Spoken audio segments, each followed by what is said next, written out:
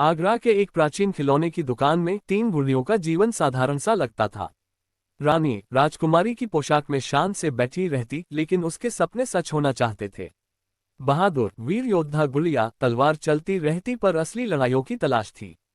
और नन्ही गुंजन हंसमुख हंसी से सबको हंसाने की कोशिश करती, पर कभी कभी खुद अकेलेपन को मिटाना चाहती थी। एक दिन दुकान का दरवाजा खुला रह गया। चंचल हवा ने उन्हें अलमारियों से बाहर निकाल दिया।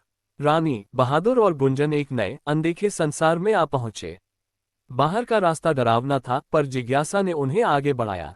रास्ते में खतरे थे। लोमड़ी रानी की सुंदरता पर लालायित थी, पर बहादुर की तलवार उसे भगाती थी। आवारा कुत्ता गुंजन की हंसी से शांत होता था और उसकी बातें रानी के डर को मिटाती थीं। एक बार उन्होंने एक लड़की को रोते देखा। उसका गुब्बारा ऊंचे पेड़ पर फंसा था। बहादुर लड़की पेड़ पर चढ़कर गुब्बारा ले आई। लड़की की हंसी सुनकर उनकी थकान गायब हो गई। अंत में वे शहर के एक खूबसूरत बगीचे में पहुंचे। वहां खिलौनों का हंसता खेलता मेला लगा था। उन्होंने दिन भर मस्ती की, नए दोस्त बनाए। शाम ढलने पर वे दुकान लौटने लगे, थके थे पर खुश भी। दुकान में लौटते ही उन्हें लगा कुछ बदला है। मालिक गुस्से में नहीं, मुस्कुरा रहा था। उसने बताया कि एक लड़की ने उसे गुड़ियों की जादुई दोस्ती और साहस की कहानी सुनाई थी। मालिक इतना प्रभावित हुआ कि उसने उन्हें अलमारी से मुक्त कर दिया। अब वे दुकान में सबको अपनी कहानी सुनाते हैं। तीन गुड़ियों की कहानी हमें सिखाती है कि जादू कहीं बाहर नहीं, हमारे दिलों में होता है।